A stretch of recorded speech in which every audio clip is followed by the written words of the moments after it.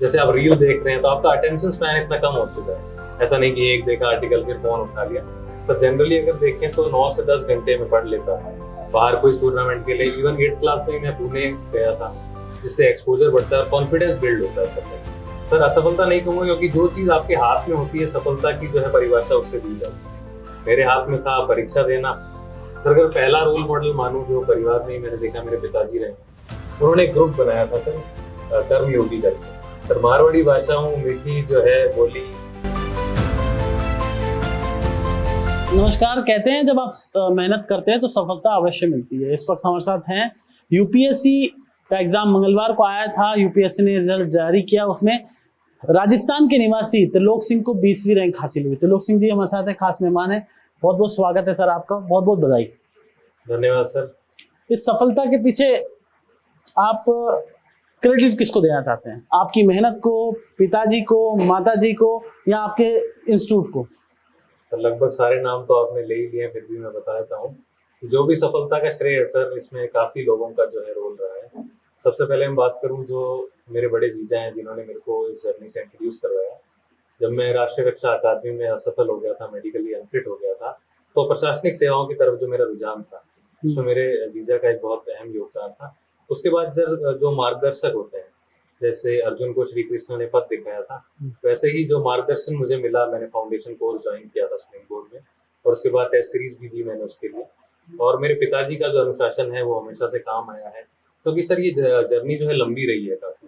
लगभग 4 साढ़े 4 साल की पढ़ाई का जो ये दौर था, उसमें अनुशासन और निरंतरता काफी जरूरी है। तो मेरे पिताजी जो है वो सेवा दी है, उन्होंने रक्षा में लगभग 28 साल, तो उनसे ये जो है गुर मैंने सीखे हैं सर। और मेरे माताजी ने हमेशा जो है, मैंने घर पे रह के ज्यादा तैयारी की है, तो समय से खाना पीना हो या कोई भी चीज का ध्यान रखना हो, तो मेरे माताजी ने उसका ध्यान रखा। कितने घंटे आप पढ़ते थे? सर जनरली अगर देखें तो 9 से 10 घंटे में पढ़ लेता था, और निरंतरता काफी जरूरी थी। लगभग 5-6 घंटे भी कभी पढ़ लेता था, कभी 9-10, तो मतलब निरंतरता से मैं पढ़ाई की। आपको लगता है कि पढ़ने से इम्पोर्टेंट मतलब डेडिकेशन का है, और मतलब ध्यान होना चाहिए उसको बेसिकली? आप चाहे 20 घंटे पढ़ लो, लेकिन आपका ध्यान इधर उधर भटक रहा है तो? बिल्कुल सही बात है सर। आजकल जो है डेडिकेशन और निरंतरता से अगर आप पढ़ें तो 9-10 घंटे आप स्मार्टली यूज कर सकते हैं। जैसे जैसे सोशल मीडिया का यूज बढ़ रहा है सर, एक नई जो है प्रॉब्लम सामने आई, जिसे गोल्ड फिश सिंड्रोम कहते हैं। एब्सोल्युटली। जैसे आप रील देख रहे हैं तो आपका अटेंशन स्पैन इतना कम हो चुका है, तो आजकल के युवाओं में ये भी एक जो है प्रॉब्लमैटिक चीज है। तो मेरा ये मानना था कि मैं लंबे स्पेल पढ़ता था, लगभग 1-1.5 घंटा 2 घंटा लगातार पढ़ता था, और एक सेक्शन डिसाइड कर लेता था। जैसे पॉलिटी अगर मैं पढ़ रहा हूँ तो मैं सोचूंगा कि मौलिक अधिकारों का चैप्टर एक बार में खत्म कर दूं। ऐसा नहीं कि एक देखा आर्टिकल फिर फोन उठा लिया। तो वो सर काफी जरूरी है।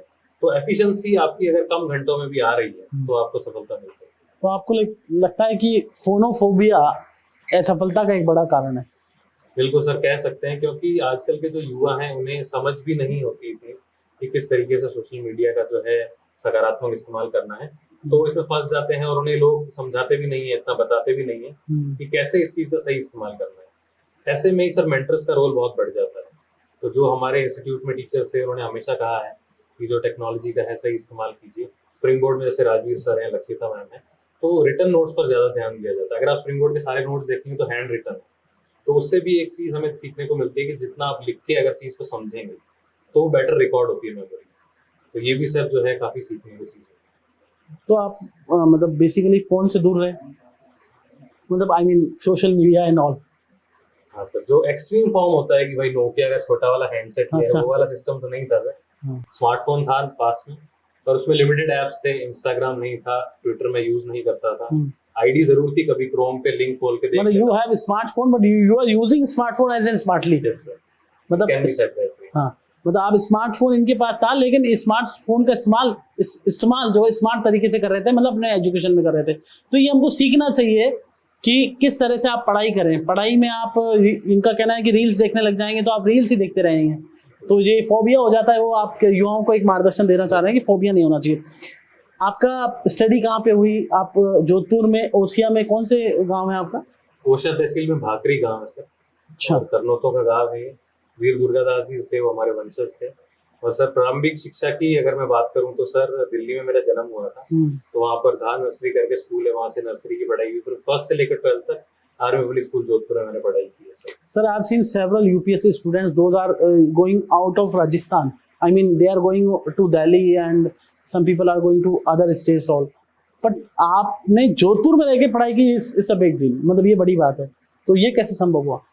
सर जो मेनली स्टूडेंट्स के मन में होती है कि महानगरों में जाएंगे, हमें एक्सपोजर मिलेगा और हमें नई अपॉर्चुनिटीज मिलेगी, एक हद तक वो बात सही भी है।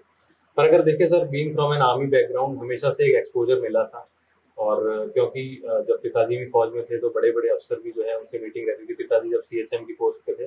और सर आर्मी स्कूल ने मुझे कई मौके दिए हैं बाहर कोई टूर्नामेंट के लिए। इवन 8th क्लास में मैं पुणे गया था और उसके बाद दिल्ली में भी जो है नेशनल क्विज हुआ था। तो काफी मौके मिले जिससे एक्सपोजर बढ़ता है, कॉन्फिडेंस बिल्ड होता है सर लाइफ।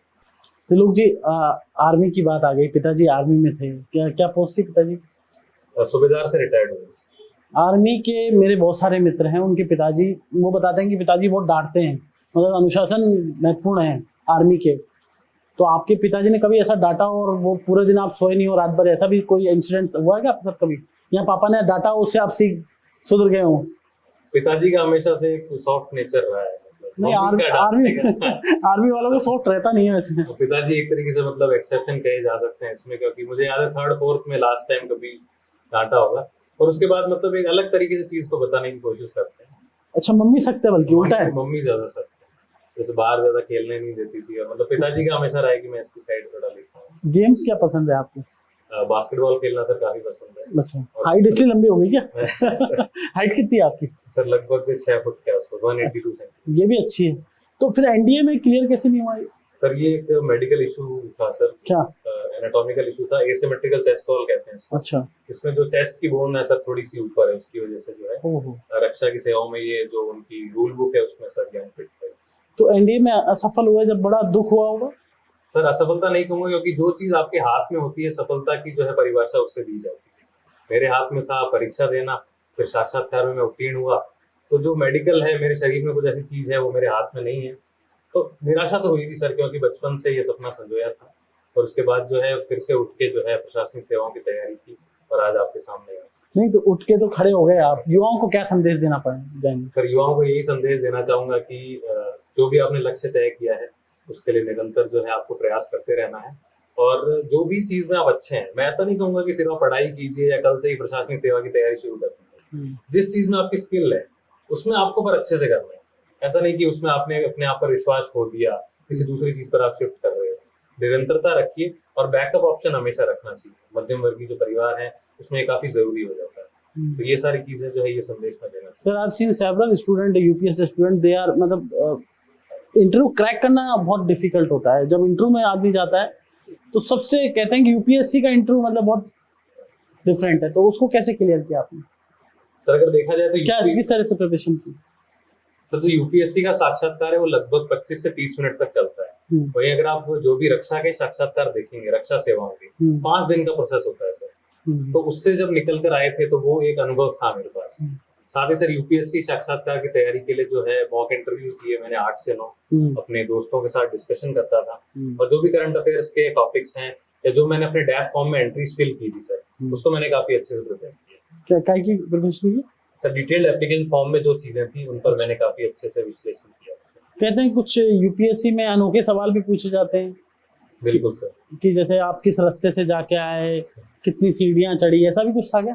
सर मुझे लगता है ये थोड़ी सी मतलब हवाबाजी के डोमेन में आ जाती है चीजें।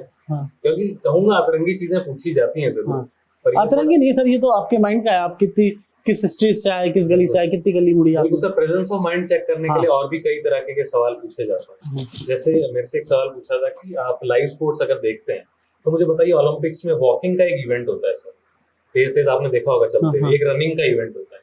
तो उन्होंने मुझसे पूछा कि दोनों में क्या फर्क है।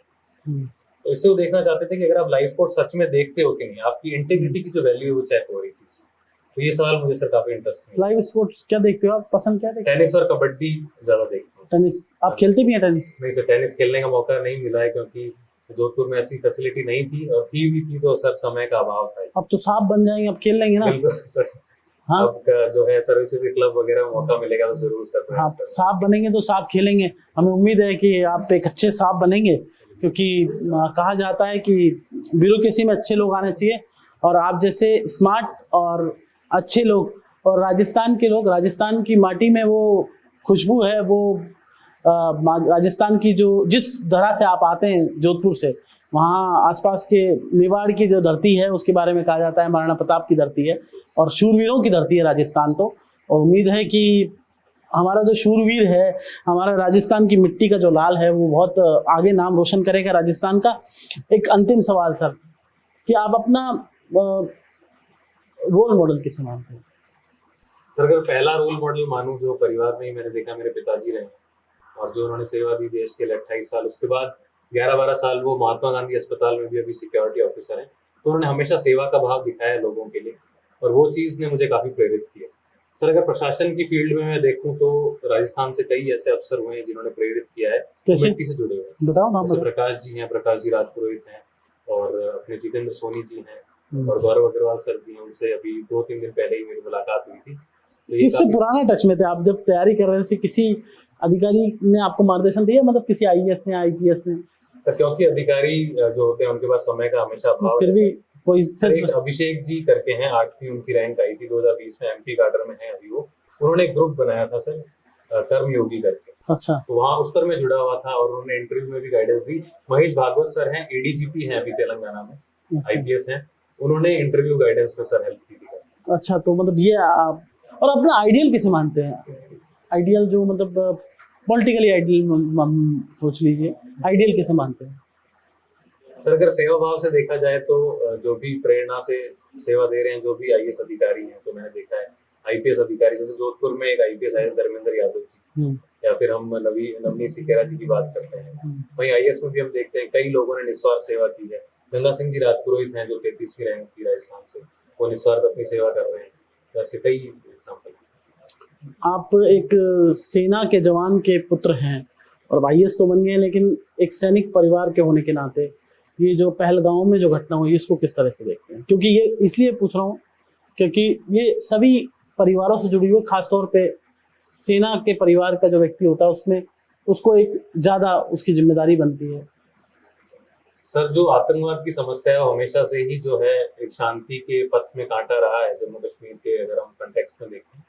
पर सर पहलगाम का जो इंसिडेंट है उसने सारी हदें पार कर दी है, क्योंकि पहले भी जो है टारगेट किया गया है, धर्म को लेकर टारगेट किया गया है, और पहले बिहार के 2-3 लेबरर्स को शूट किया गया था। अभी काफ़ी सिविलियंस की डेथ हो गई है, काफ़ी निंदनीय है सर, और आर्मी जो है बिल्कुल इसका रिस्पॉन्स दे रही है। साथ ही साथ हमारा जो पॉलिटिकल खेमा है उसने भी काफ़ी डिसीजन लिए हैं। जो इंडस वाटर ट्रीटी है उसको डिसबैंड कर दिया गया है, साथ ही साथ दूसरे संबंधों पर भी रोक लगाई गई है।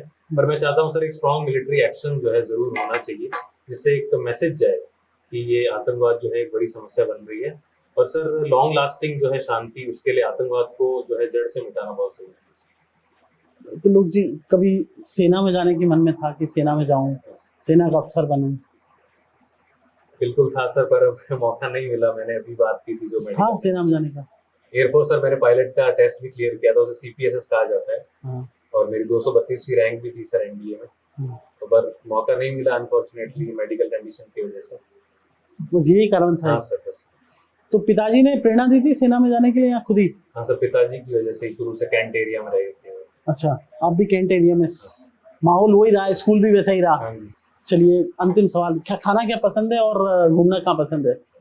खाने की सर बात करें तो अपनी जो देसी सब्जियां हैं, राबोड़ी की सब्जी बहुत पसंद है। राबोड़ी की सब्जी? उसमें राबोड़ी प्याज और उसमें घी डाल के एकदम बढ़िया रोटी चूर के जीमा, तो बहुत मजा आ जाता है। घूमने की सर बात करें तो अभी तक मैं पहाड़ी इलाकों में तो इतना नहीं गया हूँ, पर धार्मिक स्थलों पर जाने का काफी शौक है।